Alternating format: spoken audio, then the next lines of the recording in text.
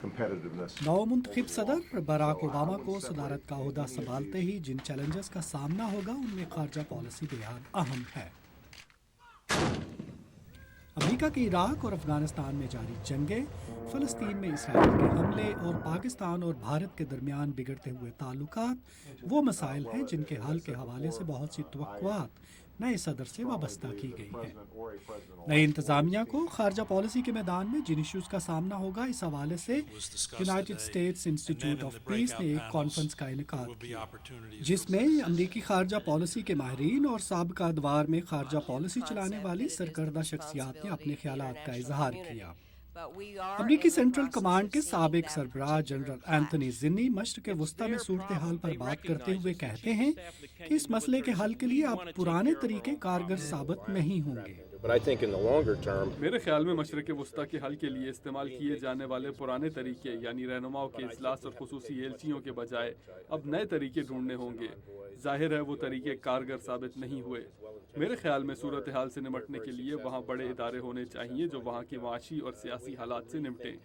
इसी तरह फ़रीक़ैन के दरमियान एक से ज़्यादा सतहों पर रवाबित होने चाहिए और इसी तरह शायद ज़्यादा अरब ममालिक इस अमल में शामिल होना चाहेंगे।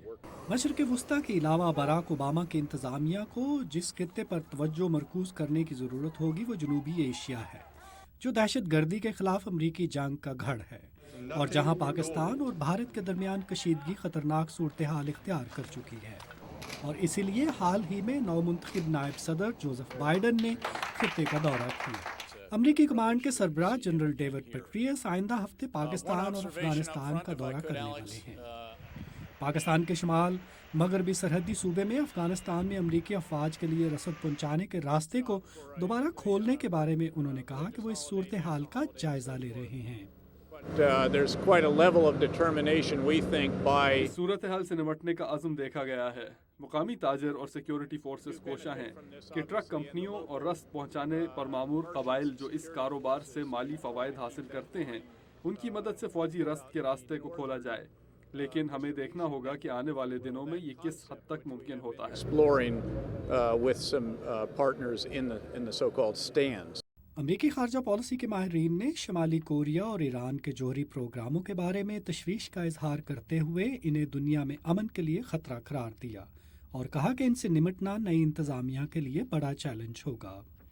कॉन्फ्रेंस में शरीक कई माहिरीन ने कहा कि मशरिक़ वस्ता हो, इराक या अफगानिस्तान, इन खित्तों में अमन की कोशिशें तब तक कामयाब नहीं होंगी जब तक ईरान को इन कोशिशों में शामिल नहीं किया जाता।